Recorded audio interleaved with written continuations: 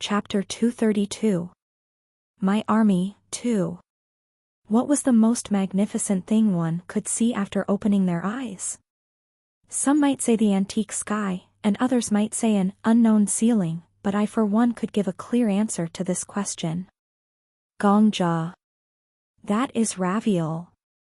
Did you regain consciousness? Raviol lifted her soft little finger and touched my forehead. Her index and middle fingers tapped my forehead, leaving a rhythmic sensation.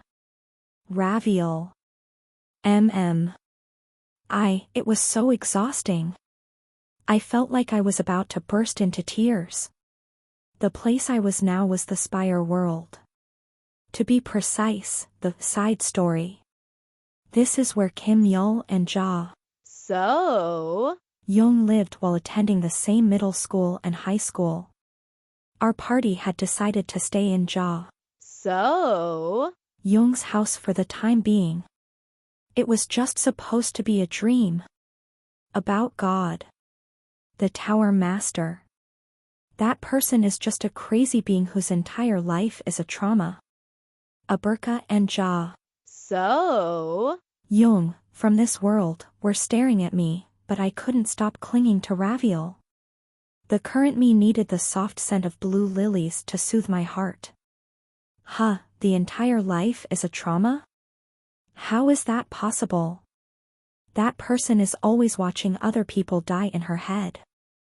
She even replaces them. If I was on that battlefield, I would have been the one pierced by that spear. Stuff like that.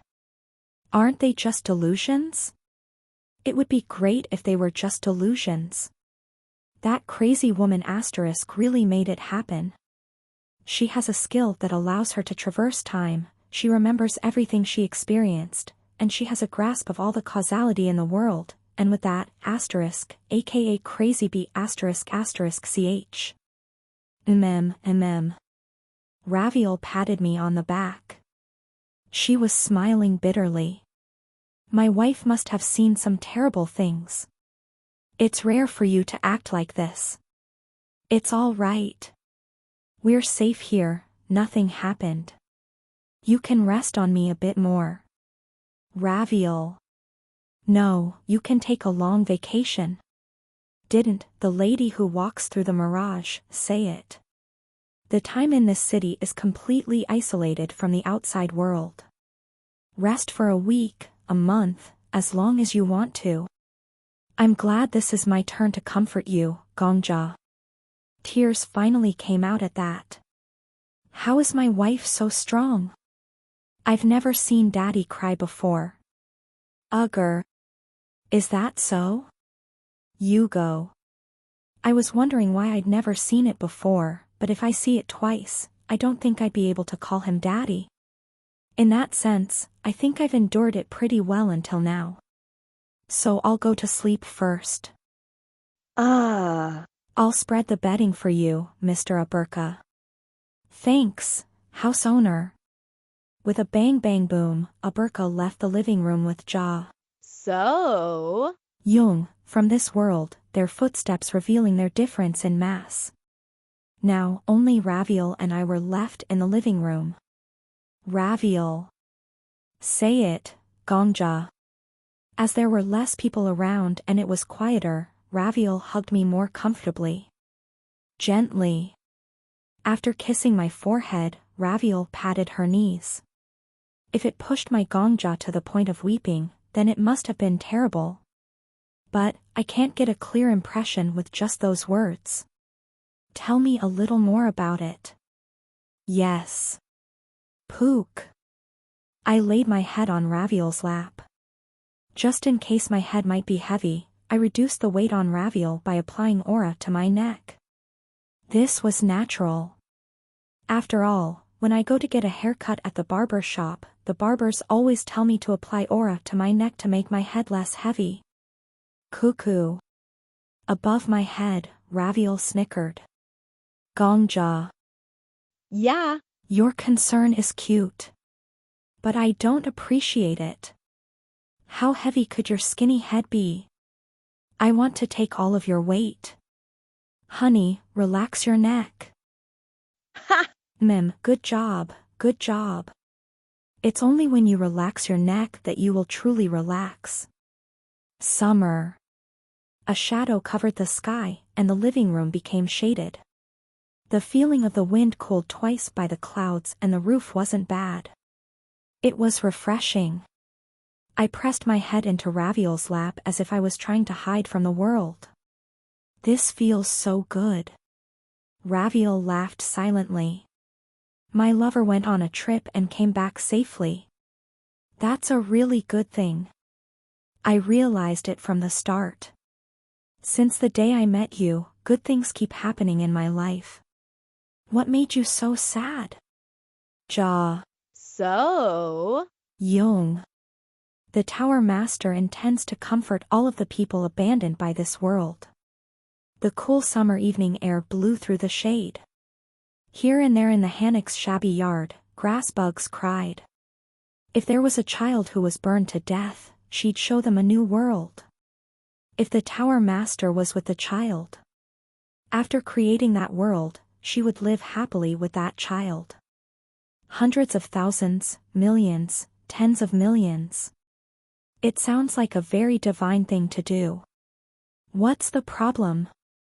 There are people who want revenge, not happiness. The summer wind blew. People whose worlds are just hell. They can't change all of the pain they suffered in that hell, nor can they solve it. So the only solution is, I will inflict more pain on the people who made me like this. Yeah. I leaned more into Raviol's body. The Tower Master watches that person suffer in hell from start to finish. With her skills. And she doesn't help when she can, she doesn't stop them when she can, she just keeps watching. Raviol's hand paused. However, it was only for a moment. Indeed. Raviol gently stroked the back of my head as if she understood everything. So the cause of your distress is none other than the Tower Master. That's what you're saying. Yes. The resentment of the victims is naturally directed towards the Tower Master. Even if the Tower Master is God, no, because the Tower Master is God, they drag her down, lash out at her, tear her apart, trample her, just to relieve their own resentment. Is that it? Yes. I didn't nod. I just left the weight of my head on Raviol blankly, without expression, and moved my lips. That's what they do. That's what she hopes for. For all the people who were made victims by the kingdom to come to the Tower Master and return the exact same wounds and pain that they suffered in their life. What's worse is that the Tower Master can see the lives of everyone who injures her. So she knows what is a lie and what isn't. That isn't normal compassion, she really knows and embraces the pain of others. Cicadas cried in the grass. Her head is filled with scenes of people being stabbed to death, burned alive, or trampled to death. Always. Constantly.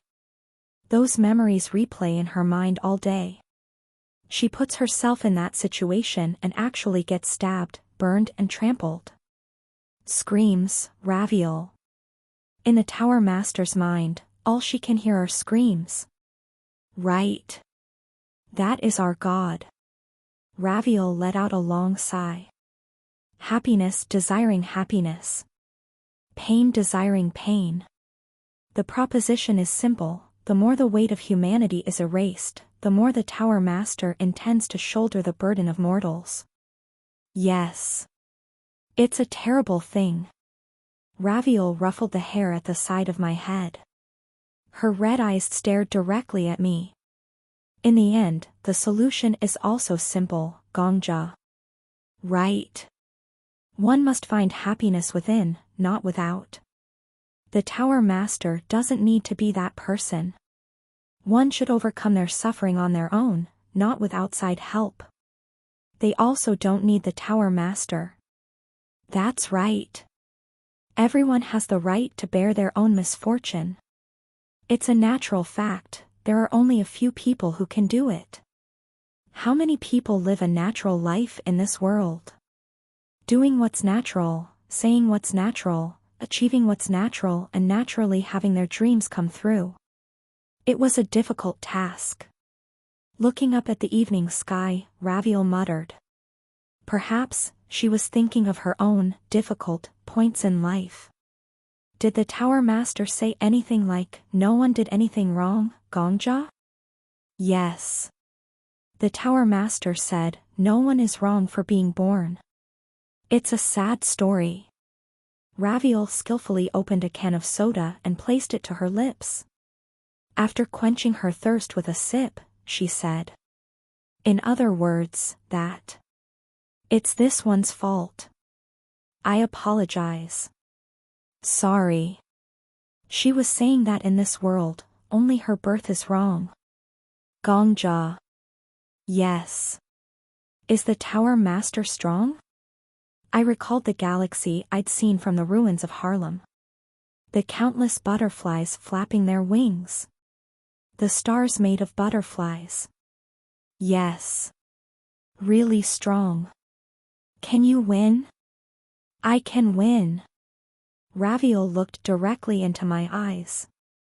I'll have to ask my man for a more definitive answer than that. I didn't love the person I might fall in love with. I didn't make a lifetime commitment with someone I might die together with. I loved someone I would love and promise to die with. Gongja, as the moon of the Ivantia Duchy, you have to speak with more certainty. Yes, Raviel. I nodded. I will win. Win. Raviel held my cheek in her palm. The reason I chose you to be my lifelong companion is because you will win. Because you won't fall. Because you will not forget your happiness.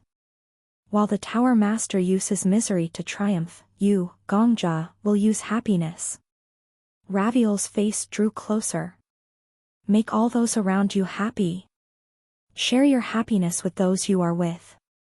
Be disciplined and train so that you can be happy, so that those around you can be happy. And so this tower can be filled with happy people. I know it'll be difficult, but... I smiled. Let's do this slowly. That's the man I fell in love with. However... Raviel smiled. Make me the happiest first. We kissed.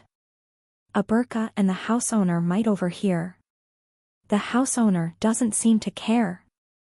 I already checked. What about Aberka? He's a child who thinks of me as his real father. Indeed. If he hears his daddy grunting and moaning in an unsightly manner, it might damage that child's innocent heart. Raviel snickered. Honey, try not to moan. Raviel.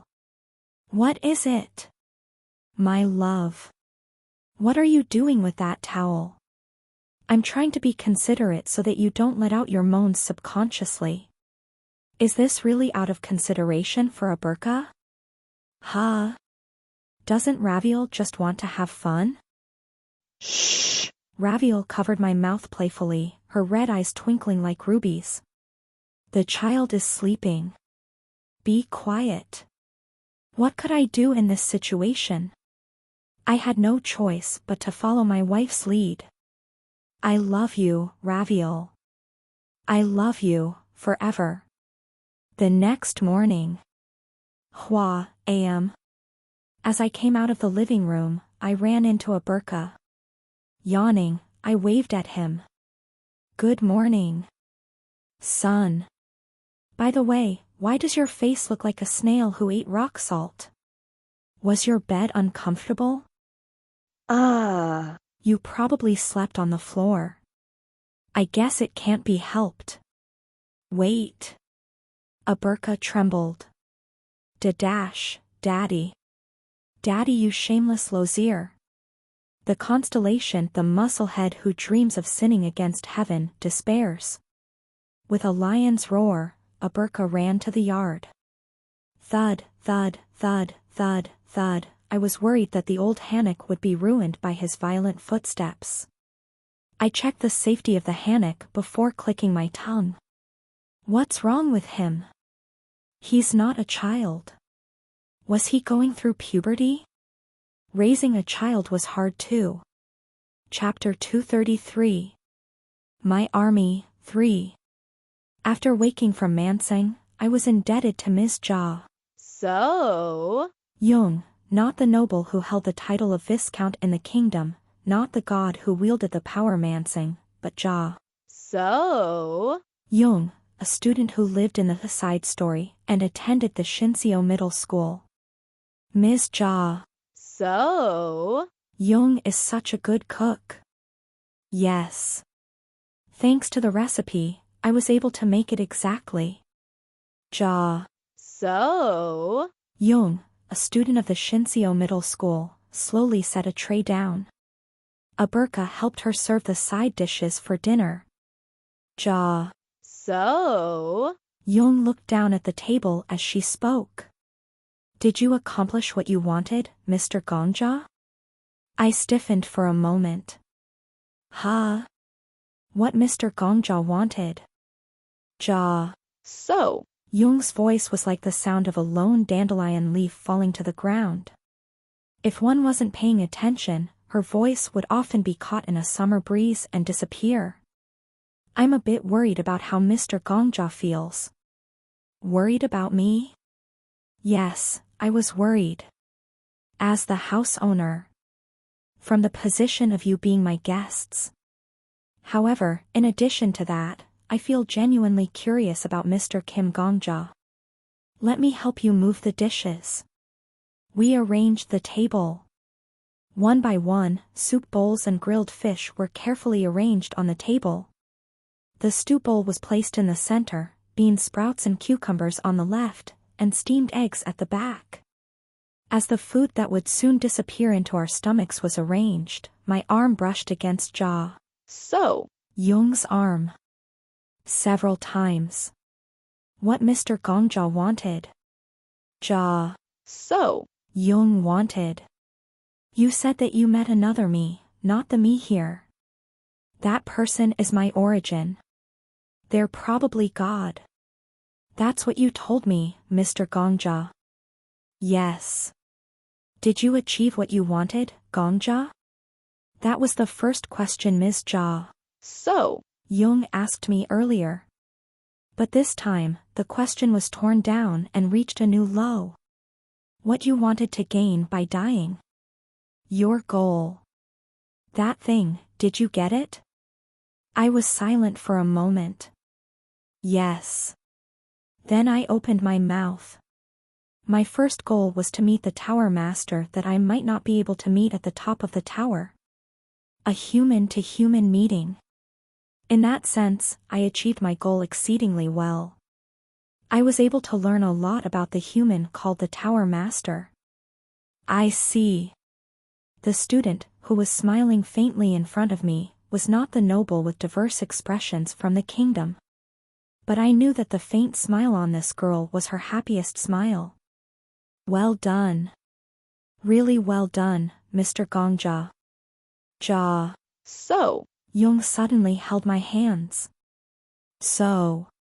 As I felt Jia. So? Jung's body heat on my hands. I realized that my heart had no choice but to feel heavy. So this is your essence. A being that worried. A person who praised you for doing well, and felt sad with you when you didn't. A person who was born to take that to the extreme. I wish you luck. For this person, every human being in the world was a child. She worried needlessly whenever a child went outside, worried that they would cross a dangerous road. She would say, "Watch out for cars, watch out for motorcycles." Her heart would pound while the child was still out. However, the moment the child returned, simply because they returned safely, she would wrap her arms around them and say, "Well done, really well done. I wish you luck. Come back safely. I wish you luck. Watch out for motorcycles on your way back. I wish you luck. Be careful not to collect bad luck while climbing stairs. I wish you luck. Please come back safely." The God who wanted to be everyone's protector. With God's avatar in front of me, I smiled. Should I show you what I got from meeting the Tower Master? Ja. So. Jung nodded. Mr. Gongja should do what you want to do. Right. Translated, those words meant, do whatever you want to do. I seem to have gained the skill of a priest capable of roughly interpreting the word of God. Now then, please wait a moment. I'll show you. I'm sorry, but before that. Ja. So. Jung pointed towards the table. Let's eat first. If you don't eat on time, your health will suffer, Mr. Gongja. Indeed. Translated, that would be eat your food. Smiling bitterly, I obeyed God's orders. 6. The place I went to was the backyard of the hammock. The so-called warehouse where the ghosts slept. I carefully opened the door of the warehouse one step at a time. I never thought I'd come back to this ghost den. While staying by the door, swish, swish, I checked the inside of the warehouse. Fortunately, I didn't see anything strange like a festival of ghosts, or a scene that would make the viewer's SAN asterisk drop suddenly. Asterisk, sanity value / stat. The warehouse was quiet. There was just a bunch of clutter that was peacefully collecting dust. Not here? At that moment, meow, something clung to the back of my foot. Heek. It's just meow. You were so surprised, Mr. Gongja. As if she was used to it, Ja. So. Jung lowered her head and picked up the doll that was stuck to my leg. While moving, the puppy doll reminded me of his existential crisis by crying meow. Meow, over and over again. Cough. I tried not to get too close to the puppy doll as best as I could. Is this child dead? For example, is it a dead spirit that entered the doll? No, Mr. Gongja. Meow is just a child who wonders, who am I, forever? They're just a child. As she held the puppy doll in her hands, Ja. So. Jung spoke quietly. Meow's contemplation never stops. I don't think it's possible for their contemplation to stop. Why? The puppy doll began making a fuss. Meow. Meow, meow. Meow. Ja. So. Jung nodded. Meow said, if it stops contemplating, the world will perish. Indeed. No, I don't even know what part 1 meant by indeed. In any case. So you're saying that puppy doll is alive? Of course it is. Meow is alive, they will continue to live, and if they did die, the world would perish when they die. In front of the most dangerous puppy on the planet, cat, puppy doll that makes cat noises. Whatever, I took out a skill card in front of Meow. Card summon. Pot. Plus. The Earthbone Dragon's Skull. Rank, SSS plus. Effect, the ability to archive the memories of the living. Archived memories are placed in a box that can only be destroyed by the user. Unless the box is destroyed, the user can recreate the body of a person who will inherit the same memories over and over. The body can travel around the world, create new memories, and update those experiences back to the box.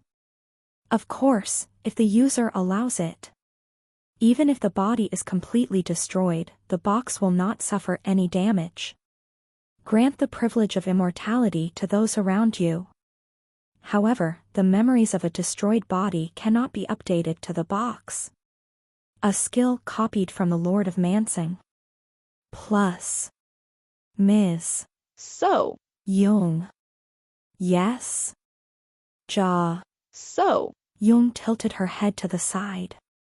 At the same time, the puppy doll flopped over and let out a loud meow as if it was yawning. Why was an item that could literally end the world so cute? I can give this puppy doll a body. Ja. So. Jung froze. By body. I can give these children living bodies. How about it, Ms. So. Jung? Will you trust me once and allow me to use my skill on these children? Ja. So. Jung pondered for a while. Ja. So. Jung, not the kingdom's noble, not the Sun King's concubine, not the tower master, but a third-year student from Shinseo Middle School who was born solely because of God's mercy, slowly opened her mouth. Thank you very, very much for your offer. She bowed her head. However, I think that's something these children should decide on their own. As expected. I would be happy if these children could get living bodies, and be able to live a bit more freely than they are now, but these children might think differently. If the shells known as the kingdom's noble, hero, and tower master were peeled off one after the other. After peeling them off, the remainder would be the being in front of my eyes. As a being, Ja. So. Jung was only a handful. If possible, I'd like these children to make their own decisions. I nodded. Yes.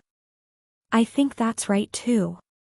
So I asked every single one of the strange creatures gathered in the ghost warehouse, whether they were really living creatures or not. In any case, I asked them one by one. For example, I asked the mirror. It was a mirror that made it feel like a ghost was grasping you by your neck when you looked at it. Cook. As I looked at the mirror from afar, I felt long fingers press on my neck from every direction. This wasn't an illusion. Cook. With each word, the pressing of the fingers became more vivid. I tried to remove it with my aura, but even that didn't work. In front of this mirror, I held out my skill card. As long as you want it. I can give you a body. Cook? Of course, there are some conditions. Firstly, your memories will be stored in the box. And the box will become my property. If you die and you want to create a new body, you'd need to get my permission to use the box. Cook. No. However, I'm not going to abuse it. I'm serious. After I save you, I'll just create a ghost army to conquer the world. Cook. Ms. So. Jung. Help. This guy can't understand a joke. Save me. Mr. Gongja is being killed by a ghost. You're really good at communicating, Mr. Gongja. Ja. So. Jung admired expressionlessly. You're the first person other than me that was able to communicate with a mirror like that. You're doing great. No, don't just praise me from afar. Rather, it's getting worse, so please help. Ja. So. Jung approached the mirror and stroked its surface. Mr. Mirror. Mr. Gongja is a very nice person. As Ja. So. Jung spoke, with a whoosh, the mysterious hand that gripped my neck suddenly let go. Isn't he just a Ponzi from the outside? He's not. He's a very straight-laced person, and he's strong enough to not become not straight-laced star. Huh? Does he feel bad because he's actually old but only looks young? That, well, I guess it's possible, asterisk, double negative. Was this really an inorganic being that wasn't possessed by the spirit of a living being? However, he's not the type of person to use Mr. Mirror. Mr. Mirror's body will be yours. It's also entirely up to Mr. Mirror whether you want to be revived or not. You can trust Mr. Gongja with this much. The mirror trembled. Huh? If I'm particularly fond of Mr. Gongja? No. I care about everyone. There is no feeling of favoritism. The mirror shimmered. Yes. Ja. So. Jung looked at me and I said politely. If you accept your resurrection, in the future, you could find a personal mirror cleaning butler, who is a black-haired young man with Victorian-style one-eyed glasses. And if possible, he might have a strong British accent while speaking English. Also, if it's really possible, he might even have an interesting background. For example, he could be the second son of a marquis family that had been wiped out. Indeed. Right, this time it really was indeed. Did you know if you go up the tower, there are two part-timers whose looks everyone who eats there enjoys? One has silver hair and the other one has black hair. Even if it might be impossible to get someone to cosplay as a butler, how about a cafe part-timer? You're home. I'll let you have a space in the cafe. Hold on. Why am I desperately trying to convince a mirror that can only hold people's necks? There was only one reason. To reduce the Tower Master's burden. That's right. One by one, I would reduce the lives the Tower Master had to carry. Firstly, I would start with the mysterious creatures one of her incarnations, So, Jung, was carrying in her ghost warehouse. Because that's the only way to beat the Tower Master. As I reflected on my resolve, so, Jung, who was in charge of interpreting between human and monster, nodded. He says he will generously accept Mr. Gongja's offer. Afterward, I collected the strange objects, one by one into Earthbone Dragon's skull. The box, in which his memories were stored, was small. A small black cube. As soon as I saw it, I gained a mental image of what to do next, and with the image guiding me, I opened my mouth and swallowed the box. Gulp. The box melted in my mouth, and flowed down my esophagus to my stomach as if it had no shape. My heart became a little darker. Earthbone Dragon's skull. A bright light flashed in front of me. Skill activated. When the light faded, a mirror that looked identical to the one before was standing in front of me. That's right. Standing on legs. It has legs. It has legs. So, Jung responded indifferently. Perhaps this is the body that Mr. Mirror originally had. The four-legged mirror excitedly wandered around the warehouse. Even if I used Mansing to bring the poet with the greatest literary ability back to life, he would only have one word to use at this scene. Cockroach. The cockroach with the body of a mirror crawled vigorously. No matter what, that's. Thanks, Mr. Gongja. So, Jung spoke seriously. You really are a good person, Mr. Gongja. I gave bodies to the others one by one. As a result, within the warehouse was a seemingly flawless poodle, but every time he opened his mouth, a cat's meow would come out, a portrait of a painter painting a portrait, a red dragon that was, fortunately, only 15 centimeters, although it was just as majestic as in the myths. What the fuck is this? In the end, even Behu Ryung, who hadn't opened his mouth in so long, couldn't keep his silence.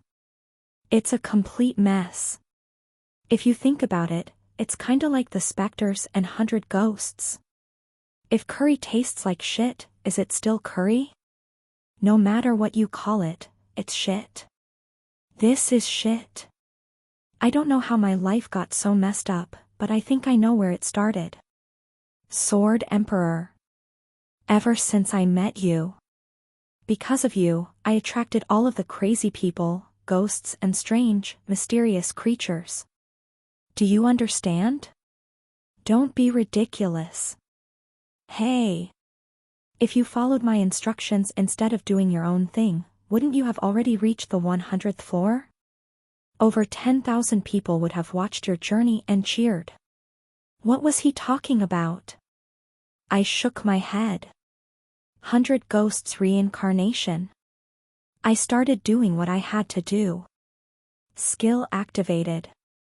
Now that I had cleared away the lives the Tower Master's incarnation had been carrying, it was time to finish my job. You called for me, my lord.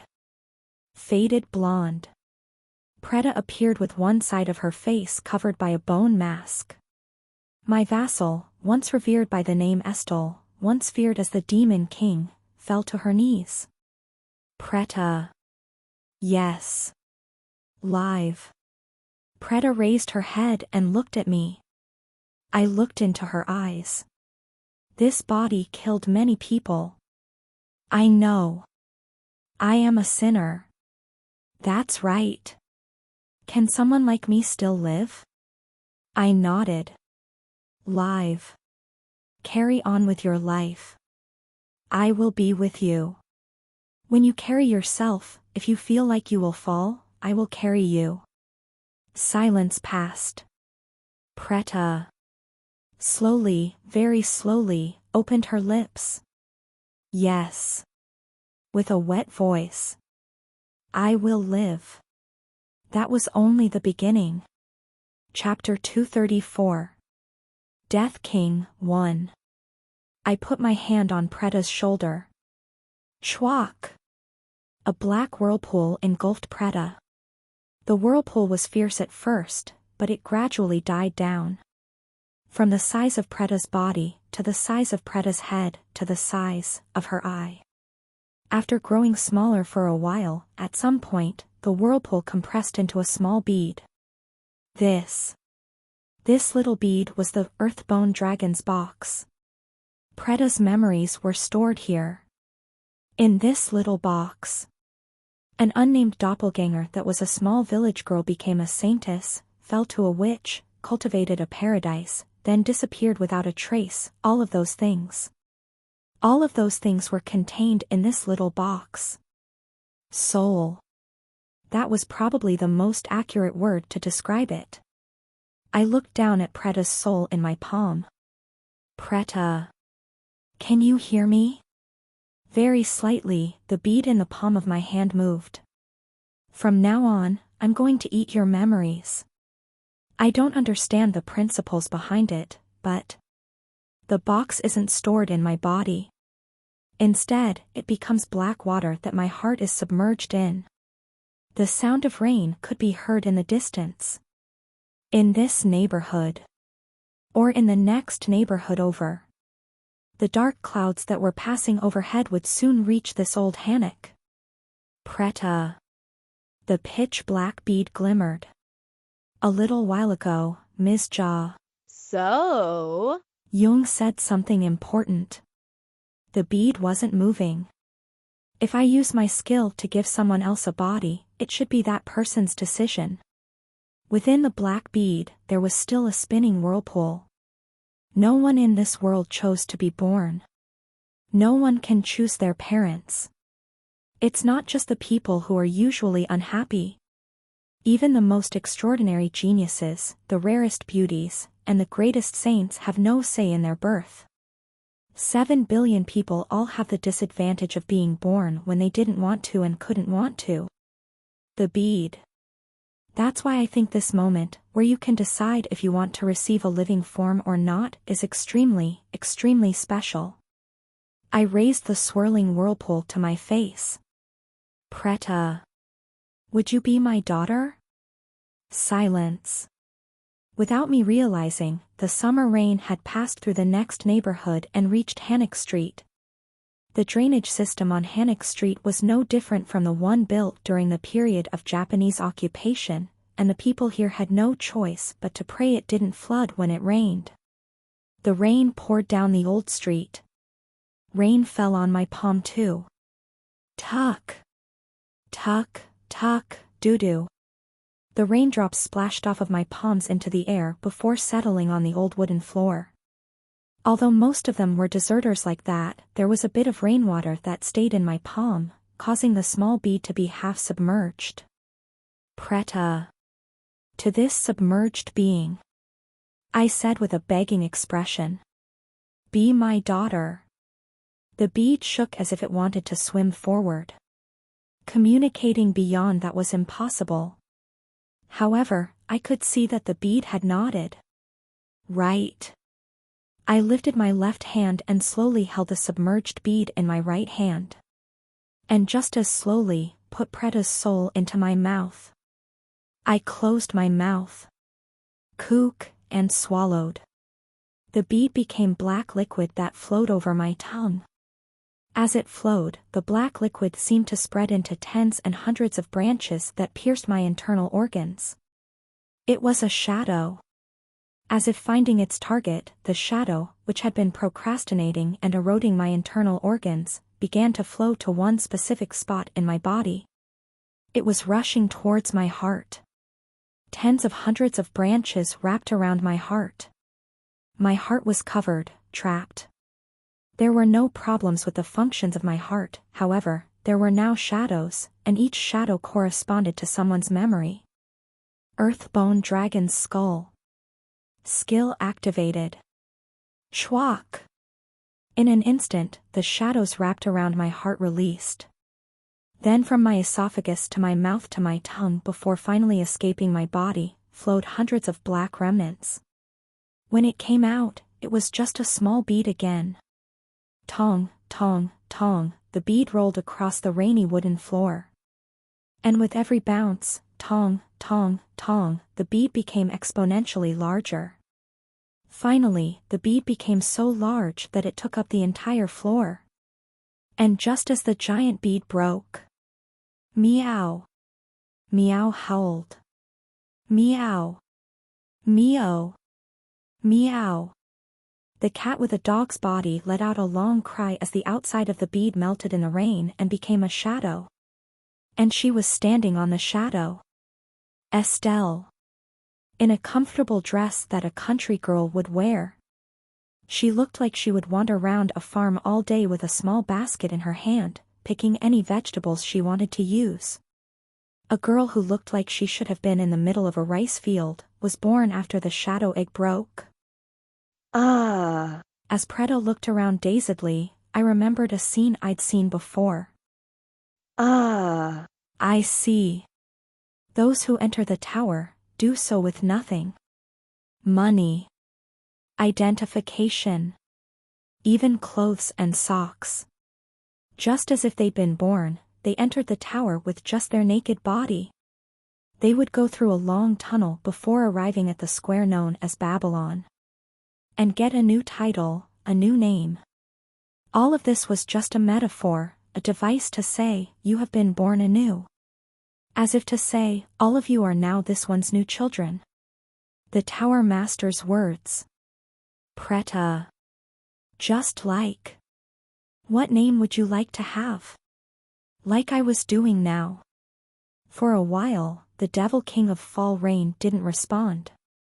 However, it wasn't because she had no answer to give, she had already prepared an answer, she simply didn't know if she should say it. She didn't know if such a luxury, such a miracle, was something someone like her should be allowed to have, so she couldn't open her mouth. Es, tell. She cried. Estelle. My name.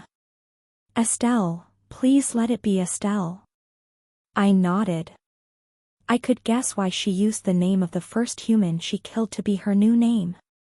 She intended to live a life to replace that person. That was what she'd decided. Right. Guessing her thoughts, I gave her the name. Estelle. Yes. Yes, my lord. I'm no longer your lord, I'm your father. In front of the avatar of a certain goddess who wanted to be the mother of everyone, I spoke to the life I'd created. There will be a lot of work ahead. Always treat the people in front of you with respect. You have returned to the days when you had the power of a constellation, so there is little that you cannot accomplish with your sword. But there is still a lot for you to see. Yes, Hook. Yes. For the time being, you will be working part-time at the Planetarium Cafe. Meet people, serve guests, calculate change, get tips, talk to co-workers, have talking fights, then take responsibility for fighting. Learn what it means to be a person there. Yes. As she cried, I called out her name. Estelle. I said. Learn a lot. It was a rainy day when it opened its eyes.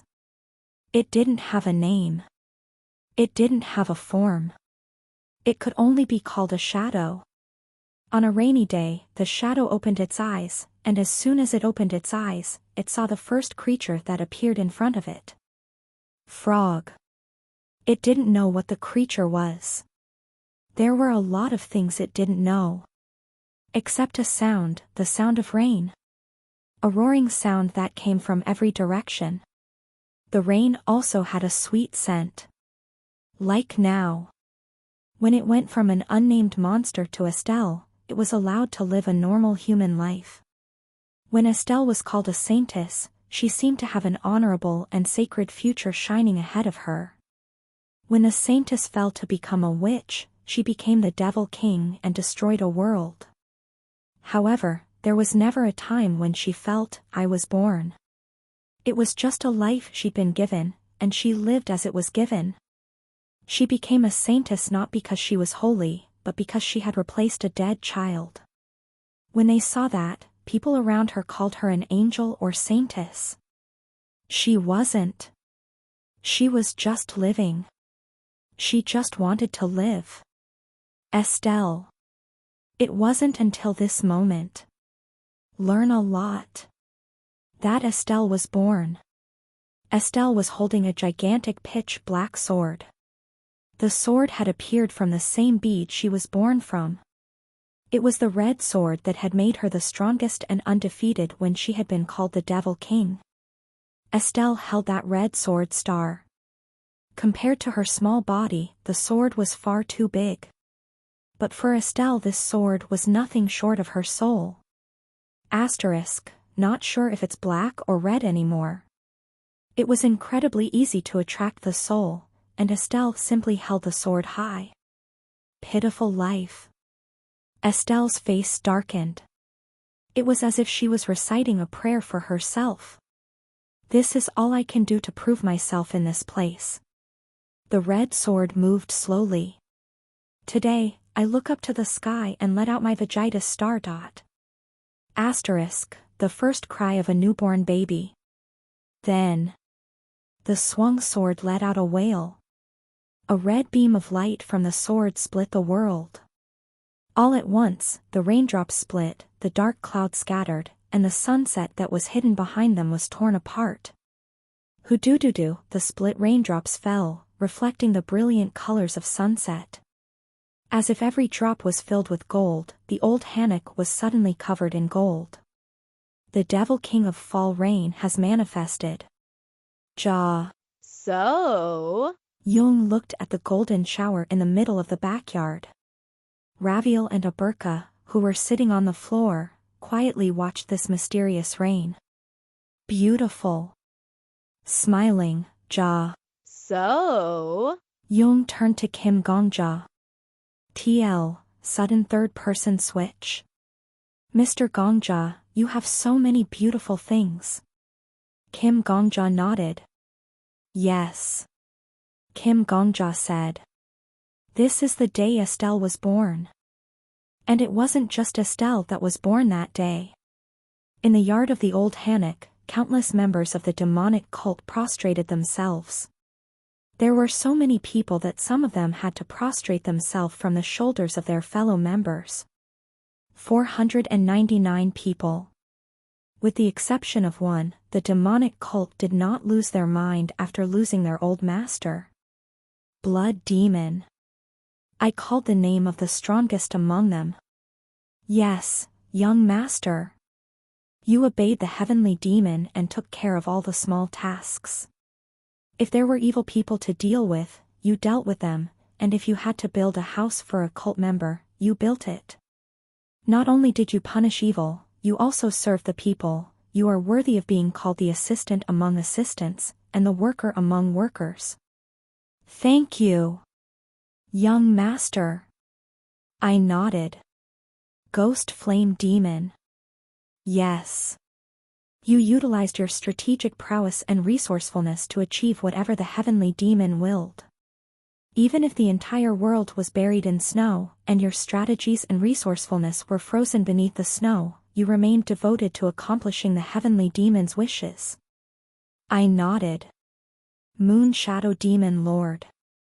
First rank, Commander of the Shadow Corps, Moon Shadow Demon Lord, responds to the young master's call.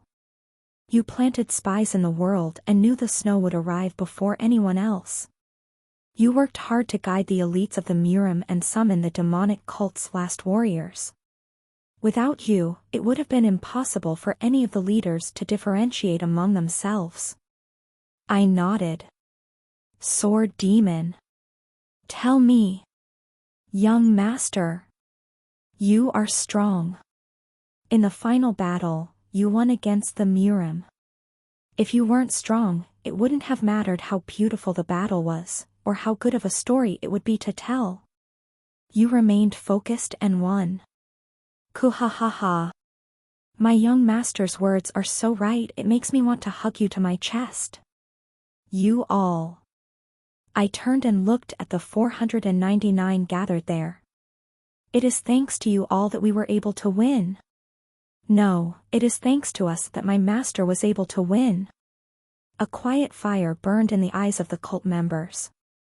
Did Master just defeat the Murim? No. The cult members answered together. Did Master just win over Namgongan, the leader of the Murim? No. The cult members screaming at the top of their lungs. Then what did our great leader triumph over? Beneath the evening sky that had been cut by Estelle, the people of the destroyed snow cried. The world. That's right. The heavenly demon conquered the world. I nodded. Even if the snow fell eternally and covered the world. Even if everyone died in the snow. Master didn't give up or doubt the sword even once. That was why Master could cut the snowfield. For the demonic cult. For the common man. But there are still many worlds for us to challenge. I raised my finger and pointed towards the sky.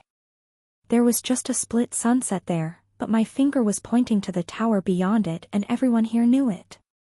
The world that Master couldn't cut is still overflowing with blood. The bloodthirst of the demonic cult members reached the peak.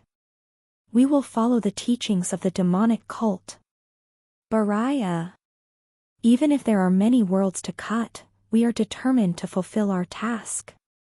Baraya. Then live. Agabaraya.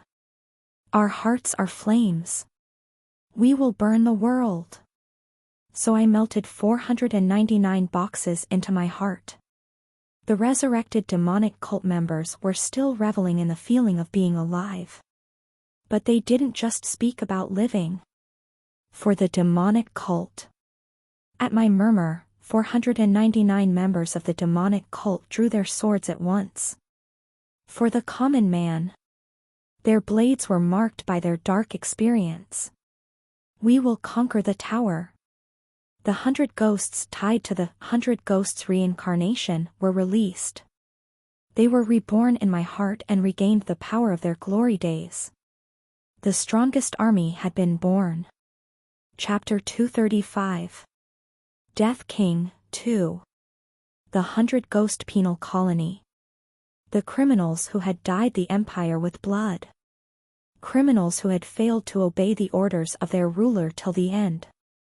They had been chained in the penal colony known as the 100 Ghosts Reincarnation. The price of those chains was horrendous. Plus, the dead cannot use their abilities from when they were living. Plus, the dead couldn't return to their prime, they could only remember it. The great Devil King, who had destroyed the empire, shrank down to the hungry ghost, Preta, and the demonic sect, which once ruled the world, was reduced to a group of ruffians. However, it was different now. Kuhahaha. It's been such a long time since I used the infernal heaven's demonic art. The swords held by the cult members swirled with martial arts. The bodies they had once lost had been returned to them, and the martial arts that had once been thrown away were given back. The prime. As the infernal heavens was returned to the days of its prime when it had ruled the Murim, the cult members overflowed with excitement. Shit, that this day would actually come. One-on-one matches. Let's set up one-on-one matches. The young master saving my already dead life was enough to drive me to tears. Now that the young master has even returned our martial arts, I'm crying so much it's shameful. Long live the young master. Long live. Long live asterisk. Asterisk, well, not exactly. Should we make today the demonic cult's official holiday? I want to start the one-on-one matches right away, but this yard is a bit small. Young master. Where is this? I wanted to ask when we were first summoned, but the young master had a very serious expression on your face, so I'm asking now. I smiled bitterly. When the serfs, deserters, slaves, and beggars who fled from all over the world started talking together, it sounded like a fish market. The others are still waiting, so make room first. While you received your Earthbone Dragon's box, the 500 other troops were quietly waiting in the shadows. Whether you climb the wall or go into the house, make room. Yes. Young master. The cult members responded in unison. Then, with great skill, they climbed the wall, climbed the shoulders of their comrades who climbed the wall, hid their bodies in a corner of the wall, or crept under the wooden flooring like rabbits. In less than 30 seconds, the Hannock house's yard was empty. How skillful. So, Jung marveled at that scene. Sitting on the floor in the main hall, Aberka silently looked at the yard. The cult members' bloodthirst, spirit, and above all, their martial arts. Comparing their skills to his.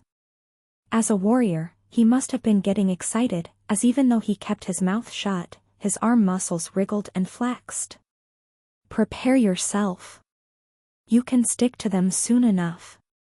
I tapped Aberka's arm. And they're not the only ones who will appear before you. Looking back at the yard, I said. Next. Skill in progress. I summoned the 100 ghosts waiting for their turn. The total number of cult members was 1,000. Earlier, I'd summoned and given bodies to 499 people, and this time, I was going to put the memories of 500 people into the black beads and put it into my heart. As a result, the immortal asterisk demonic cult army was completed. Asterisk, or undying. Which do you prefer? Next. The next summoned person could be considered pretty lowly when compared to the Devil King of Fall Rain or the demonic cult that had ruled the world. Golden Silk. Standing in the yard, the maid's shoulders shook. As someone born into a noble family, her blonde hair was always groomed and neat. Once called the flower of high society, the heroine of the empire. Evenale Barony's young Miss Sylvia Evenale. I greet the sun and moon of Ivantia. Gubek. Golden Silk bowed politely towards the main hall where Raviel and I sat side by side. Her fingertips gripping the hem of her skirt tightly. Now that I think about it. I opened my mouth.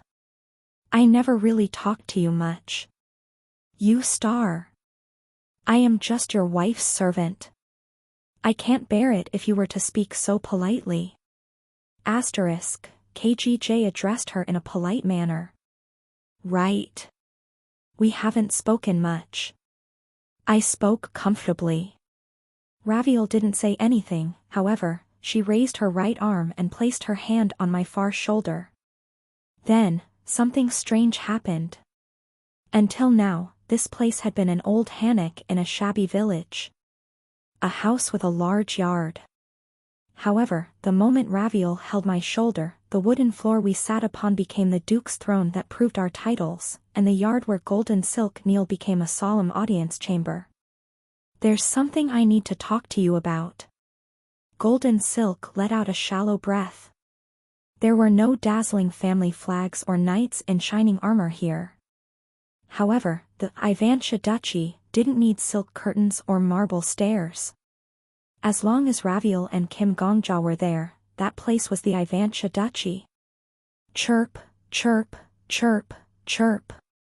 Insects from a foreign country in a foreign world cried. Before their cries stopped, Golden Silk bowed her head as politely as she could. Please speak. You were a regressor. Yes. I know that you regressed with the help of a constellation's power.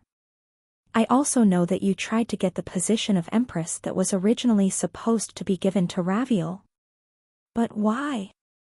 Why did you aim to be Empress? Why did you want to seize the greatest power in the Empire? Why would you risk your entire new life to take Raviel's place? The maid of Golden Silk, no, Sylvia Evenail, kept her lips closed. I was the sovereign of the 100 ghosts, so if I ordered her to speak, Sylvia wouldn't be able to remain silent. However, I didn't give the order. I don't know. And even though she was no longer the Baroness young miss, Sylvia Evenail, who was once a noble of the Empire, spoke of her own volition. You don't know? Yeah. Well, it's lost in the past. Sylvia raised lips slightly. The Crown Prince's lover. The future's Empress. The family's ascension. The countless invitation letters placed below my feet, and the gossips who rushed to flatter me. Isn't that all in the past? What should I do after losing them all? Why did I scramble for them like that? I really don't know. Do you not want to know? Ahaha. That sounds like a great argument. As expected of the moon of the Ivantia Duchy. Can you pierce through human psychology as you please? There's nothing here for you to see through. However, if you want to show off to your wife, then I, Sylvia Evenail, will do my best. Because your butler died. No. Technically, he disappeared. The Tale of Somerwin Academy, S. Butler. After Raviel was ruined, and Sylvia was corrupted, he couldn't bear it, and prayed with all his might. His wish had reached a certain corner librarian. Oh God. Help us. Hamustra willingly accepted the butler's wish. Time was rewound to before the Lady of Golden Silk became Empress, before Raviel was ruined. In this restored timeline, Raviel's heart was plated with a blade. In return, the butler ceased to exist. Everything was lost. With her head bowed, Sylvia grit her teeth. I wanted to get closer with young Lady Ivantia. Because she was beautiful, and competent, and smart. For such a person to be in this world. I wondered if a relationship between us would be okay. With a... Raviel rested her head on my shoulder and furrowed her eyebrows. That was our first meeting. Yes. It was our first meeting in the first reverse time. I was nervous because my childhood friends and I were debutantes. At that time, I saw the Lady of Silver Lily from a distance. Sylvia spoke. Like someone who had already rewatched the videotape countless times, Sylvia accurately recited the scene of the past. In my eyes, the Lady of Silver Lily was, well, a real angel. Silver hair. Not to mention her red eyes. Even if the most beautiful rubies were to be unearthed, those who had seen the young Miss Eyes would scoff and call them garbage. So I understood. You admired her. Just like I admired a certain hunter. After a brief silence, Sylvia clenched her fists. Yes. That's right. Sylvia grabbed the maid headdress and threw it to the ground. I fell in love with you. Are you satisfied? Sylvia glared at the silent Raviel. The manners and politeness that she'd shown before were all thrown to the dogs, and she stood there like a ruffian. So? Jung, our expressionless landlady, chose this moment to bring a tray. It's cool barley tea. Would you like some? Yes. I don't know who you are, but thank you. Hup, gulp, gulp. What is this? It's so good. Damn. Sylvia stared at the barley tea for a moment before her shoulders slumped. She looked as if her life was in vain. Well, I wasn't the only one who admired her. We even created our own social club called Silver Bells. It had a membership system, and only the young misses recommended by members could join. The screening process was really strict, so it wasn't a social club that just anyone could enter. Silver Bells. Bells for the Lady of Silver Lily. It means we rang. Can you not understand that either? Are you stupid? Silence fell for a moment. It was Bei Hurayung and Shiny that broke the silence. Zombie. You didn't make fire bells asterisk or anything like that when you were on your own before, did you? Asterisk, or fireballs. I believe my lord at that time didn't have the social skills required to put such a thing together. Sorry, zombie. I touched a sore spot without intending to. I quietly listened to Golden Silk's story. I did it. I was a founding member as well, so I was very passionate about it. Lifting her head, Raviel held her chin. Then why is this the first time I'm hearing about this? The iron rule of our social club was absolute secrecy. Just looking, don't touch. Just looking at the Lady of Silver Lily from afar before returning to our secret hideout to chat, write poems or publish novels was the great purpose of our Silver Bells. I feel like I had the position of a platypus. Raviel pouted her lips. She certainly looked like a newborn platypus.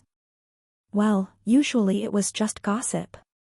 Then I, just to kill time, would write the Lady of Silver Lily's real name on paper. I wrote Raviel Ivantia, then I wrote my name underneath. I'd have to show you to explain. Sylvia shook her head. Then, I spotted a broomstick used to sweep the yard that was nearby, and trudged over to get it. Hey! Look at this. Holding the broom upside down, Sylvia scribbled on the ground. Plus. Raviel Ivantia. Sylvia Evenale. Plus. I mean, I roughly wrote the letters out on paper like this. As a child. Zombie. When you were on your own before. Even Shiny believes that the Lord did not go through such a stormy period. That's true. Right. I looked at Sylvia without paying any attention to them. As she turned the broom back over, Sylvia said. At first, I just doodled because I had nothing to do. But then a thought popped into my mind. If the Lady of Silver Lily and I had a baby, TL, the theater-loving goblins would freak out. Raviel threw away the teacup she was holding. Sylvia pointed the broom at Raviel like an angry hedgehog. You have to understand. I was going through puberty. Anyways, we couldn't get married, so if the two of us had a child, it would be illegitimate. We couldn't give them our family names, but we also couldn't give them a name that was completely unrelated. So I secretly combined Raviel Ivantia and Sylvia Evenale, and it was almost inevitable after having that thought that I realized. Do you understand this outstand idea? Miss Sylvia. So? Jung politely raised her hand. The correct way would be to write it as outstanding idea, not outstand idea. Thank you for teaching me. Damn it.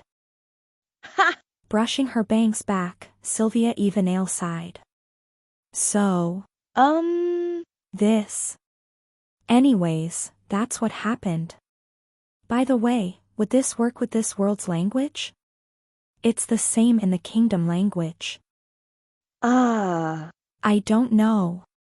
Let's try anyway. I still looked at Sylvia, too. Sylvia diligently wrote the letters on the ground. Plus.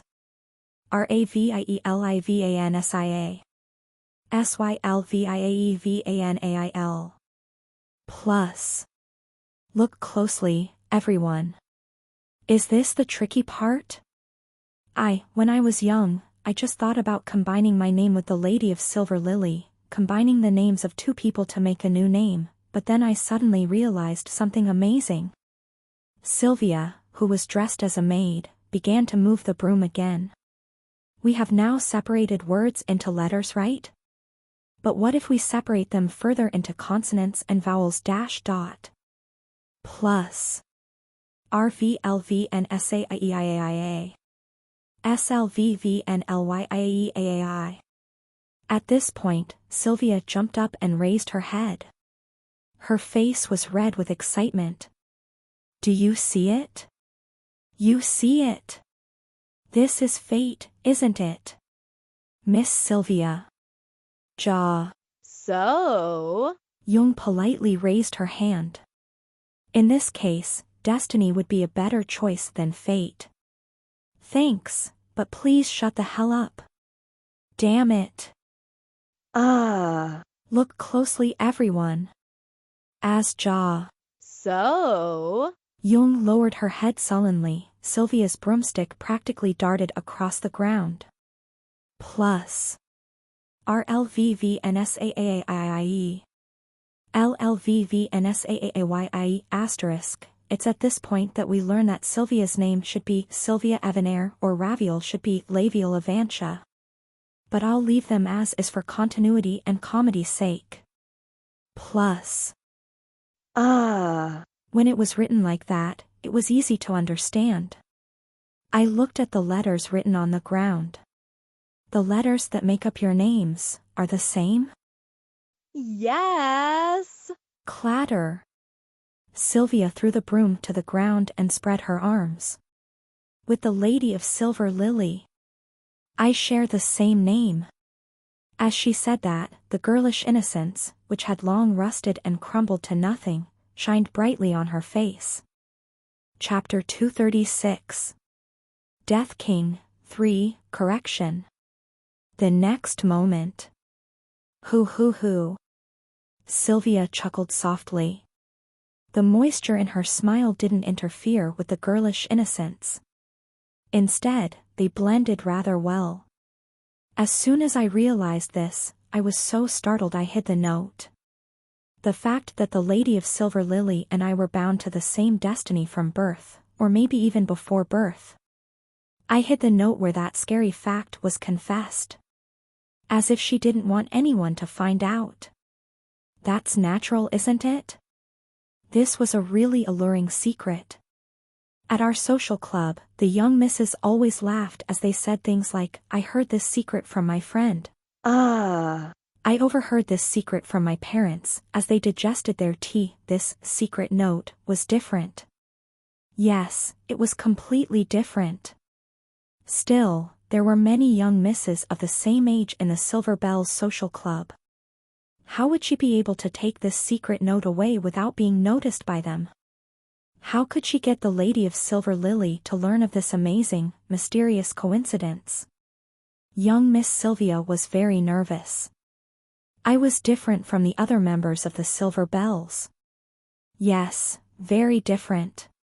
Those children were just fascinated by how beautiful the Lady of Silver Lily was today, who she met and danced with, and things like that.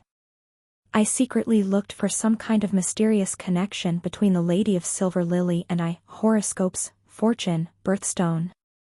However, that was all useless now. Our names. Because our names proved the unbreakable bond between the Lady of Silver Lily and I. An exciting performance was unfolding in the old yard. The setting sun slowly crested the mountain top like an old man who was tired after walking for a long time. As the day progressed, the sun seemed to age. Like the old sunset falling to the earth, no matter how she shouted, the maid's passionate performance on the ground would only sound like a faded tone of the past. I didn't care about the imperial law or anything like that. Ethics? Morals? Screw them. I was convinced. The Lady of Silver Lily didn't know about it yet, but I had to show this note to her. I skipped over the courtyard of daughters where the social clubs were, passed through the maze-like yard, and finally reached the hall where the Lady of Silver Lily was dancing with the gentlemen. I walked into the hall, and waited until the stupid men, who were waiting in line to hold the hand with the Lady of Silver Lily even once, had decreased. Dialogue blocks like this make my eyes hurt. I easily imagined that scene. Finally, at long last, I could tell the young miss about the secret I'd discovered. At that time, Sylvia, or in other words, the Lady of Golden Silk, would probably look quite dirty. She would have run frantically all the way from the courtyard to the hall, so no matter how pretty she was, she would not have matched up with the elegant dignity expected of nobles. Even if they tried to secretly drive her out, she would have brushed them all aside, saying, "There is something I need to show to the Lady of Silver Lily." Then, finally, it was my turn. The two faced each other. One of them was the crown princess appointed the title the Flower of High Society. The other was a girl who yearned for the flower and was excited. What's going on? I am the daughter of the Evenale Barony. May the moon of Ivantia have endless glory. Right. What did you want to see me for, young miss? The Lady of Silver Lily was exhausted. She'd been dealing with high society since dawn. Her mother had long since disappeared. So it was the young miss herself who was tasked with playing the role of host for the Ivantia Duke family. Because of this, not only did she have no choice but to plan, design, manage and supervise every ball, she also had to grant the honor of reaching out to the influential children who asked to dance because of the title Flower of High Society which was given to her by His Majesty the Emperor. While dancing in the hall, she had to be careful not to step on the other party's feet, and at the same time, she had to ensure, in real time, that the ball was going well, whether there were any issues with the orchestra's song selections, and whether there was enough food and alcohol for the guests. In other words, despite her young age, Raviel Ivantia was already dealing with an axis of the empire. Pretty well too. The servants of the Duke family spread throughout the hall reported the rumors and secrets circulating to the host lady. Classifying and interpreting this information was also the duty of the Lady of Silver Lily. I was so nervous, I reached out to the Lady of Silver Lily. On the other hand, here was a young miss who didn't know the empire and didn't need to know the empire yet. She had just discovered a sparkling treasure. A treasure called coincidence. The secret note was in a shabby state because it had been squeezed and crumpled in her hand so that others wouldn't notice it. It was embarrassing to place such garbage into the hands of the Lady of Silver Lily. However, you'll realize what young Sylvia probably believed. Because, it's really amazing. I'm sure we're going to be friends. And the Lady of Silver Lily opened the secret note and looked at it for a while. Well, now that I think about it, she probably thought it was a secret order from an enemy country, or something like that. But I couldn't tell at all. The Lady of Silver Lily looked up at me expressionlessly. What is this? That was when I made eye contact with the Lady of Silver Lily for the first time. Do you understand? Our eyes met for the first time. Well, her face was expressionless, so it was a bit cold, but I was certain that her expression would melt like ice when she heard my explanation. So, while calming my pounding heart, I told her. My name. Your name? Yes. My name is Sylvia Evenale, and the young miss name is Raviel Ivantia, if you split up our two names and write the letter separately. The dash, they're the same. I dash, isn't it interesting? Amazing, it's really amazing, such a coincidence. The more I talked, the more I could feel the atmosphere become heavy. I smiled awkwardly as I looked at the young Miss face. Within, Sylvia Evenale, who was dressed like a maid, lamented.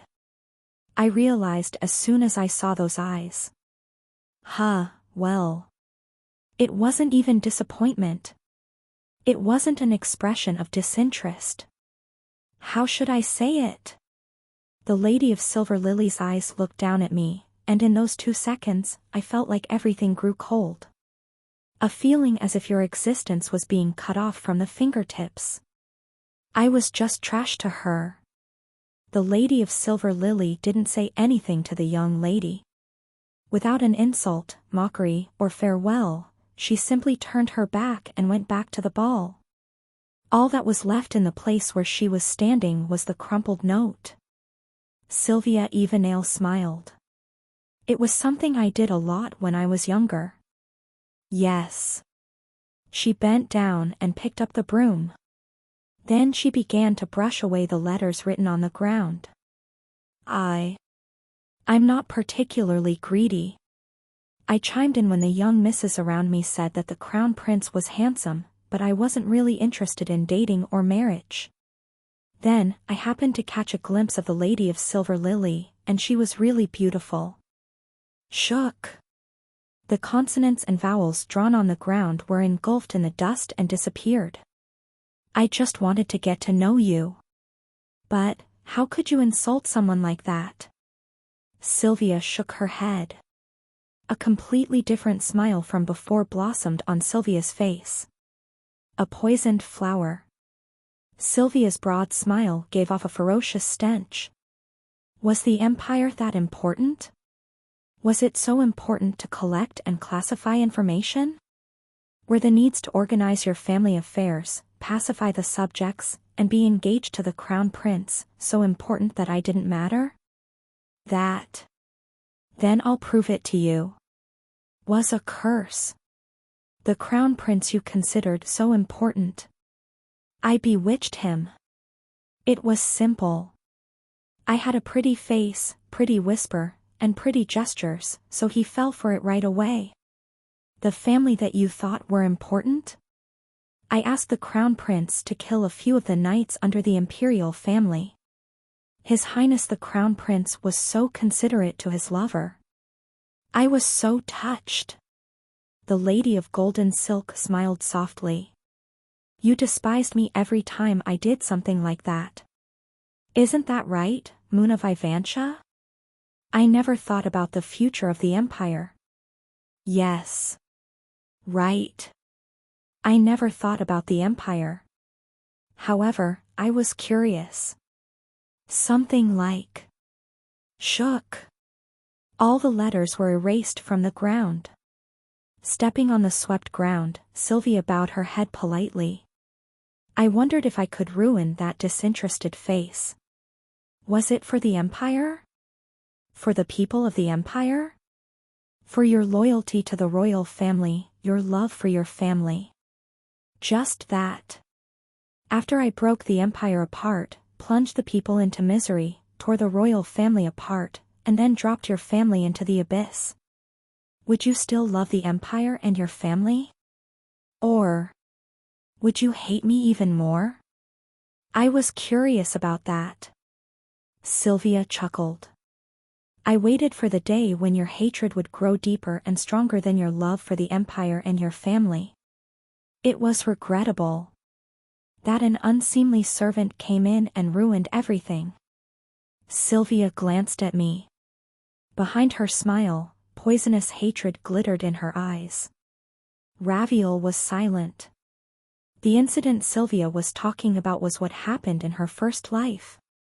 Raviel didn't remember, and couldn't remember. My wife, the wisest person in the world, cupped her chin, deep in thought. I know. So I answered instead. What are you talking about?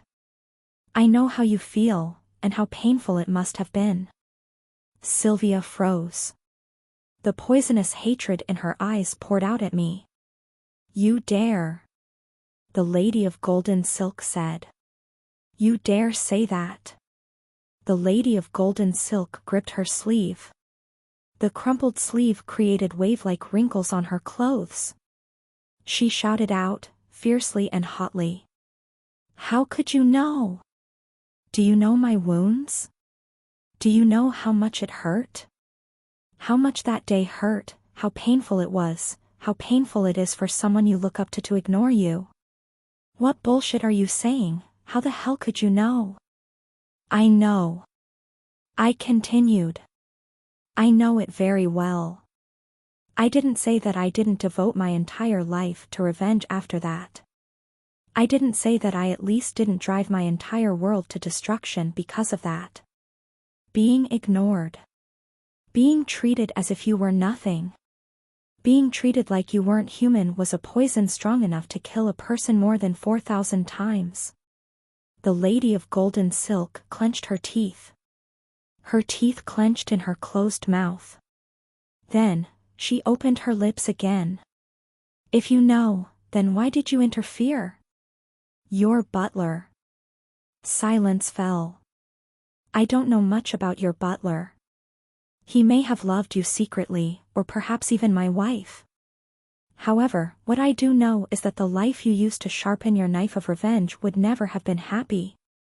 The butler wished that someone would help. And Hamustra snatched up that wish. I was just dispatched as his agent. In the end, you were the one that caused that situation. Why was it because of me? Because you didn't make your butler happy. There was someone who cared for you and loved you, but you ignored them. You were too focused on your own revenge. Then, at the very least, you should have been the happy one, but you couldn't even achieve that. As a result of that, in reality, your butler became not human. I spoke. If Raviel was a bastard to you, then you were a bastard to your butler who was helping you from your side. Sylvia Evenale lowered her head. What are you, that, the story of the butler? In the silence, sparse words flowed. It's cowardly to talk about him. The silence deepened. The sunset over Seosan was now dim. The street lights in the alley came on with a whirring sound.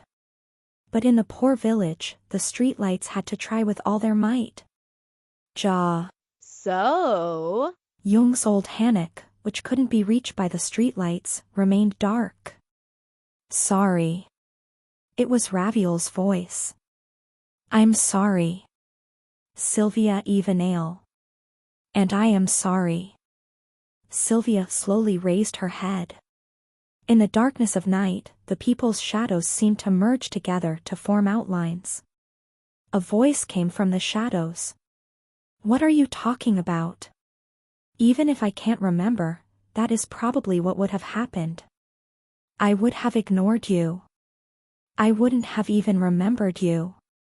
Because at that time, all that mattered to me were the peace of the empire and the glory of my family. Sorry. I was a human who didn't have any wounds yet. Raviel got to her feet. As she stood up, the wooden floor beneath her creaked.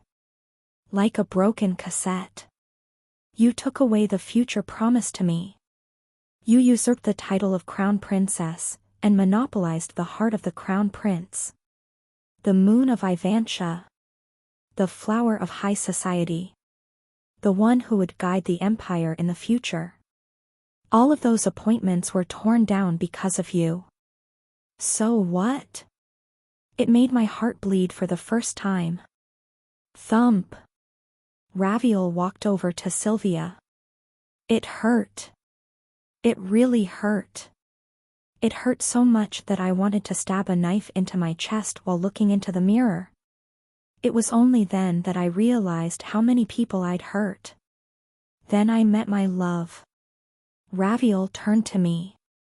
Even in the shroud of darkness, I could recognize the heat of her breath, the timing of the sound of her breathing, the eye-catching scent star. She didn't speak. Without a word, she was ordering me to come closer. Asterisk, nose catching. I went to her. My love was suffering from the same wounds as me. A regressor. Never-endingly repeating the wounds of life. I didn't think there was someone who could share that with me. I was grateful to have the curse of eternal repetition. That's right. Thanks to it, I was able to meet Gongja. I was also grateful for regressing in life. I was grateful. That was very painful. As my master had said, every day was pain. But if it weren't for those wounds, I wouldn't have recognized that my love was the same. Thanks to that, I was able to fall in love with Raviel at first sight. The only reason I got hurt was to meet someone who was bleeding just like me. Gongja, I knew it as soon as I saw you. Sylvia, I only found him because of you. Thank you, Sylvia Evanale. Slowly, Raviel knelt down on one knee on the dusty ground and lowered her head to her maid. Thanks. As expected. As expected of Raviel, my lover.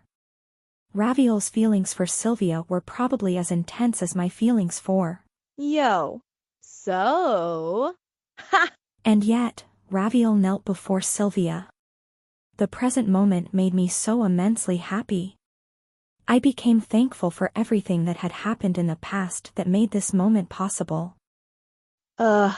Sylvia grit her teeth. Shit. Damn it. This is why. This is why I hate you. Why do you alone get to be happy? Stay miserable. Keep being in pain. Keep weeping and crying bitterly, pathetically lamenting your misfortune. Right? Fuck. Be unhappy. This is why, that was what Sylvia said. This is why. This is why I feel like an idiot for wasting my life because of my emotions. Sylvia covered her face with both hands. That's not right. That can't be right.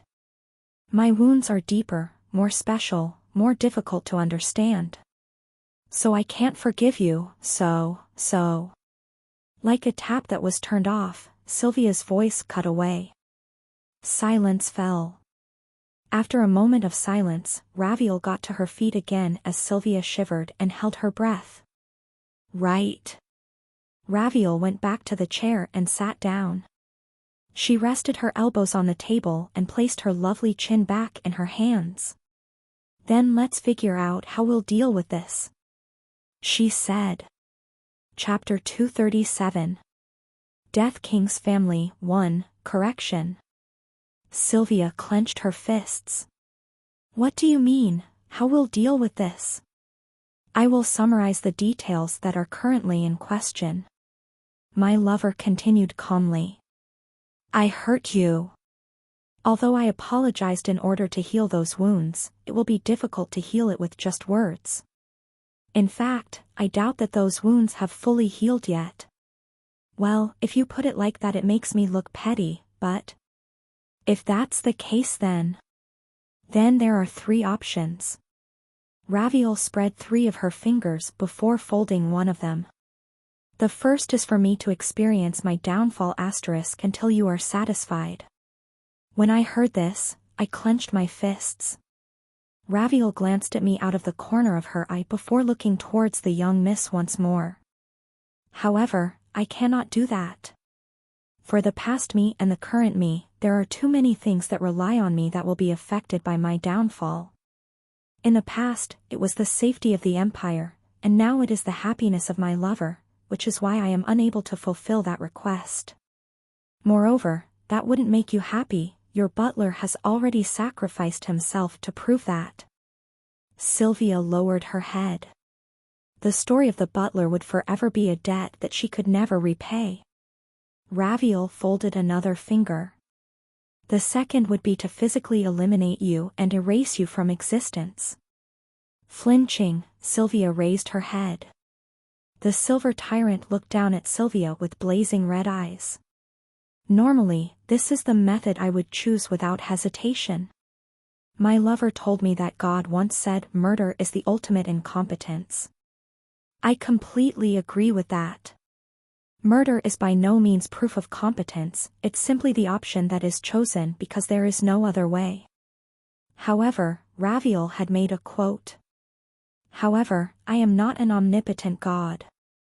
I am not an omniscient transcendent. I am a person with limitations, nothing more than a slightly more intelligent beast who lives on the ground and cannot survive without bread and water. I have things that I must protect in the midst of my limitations.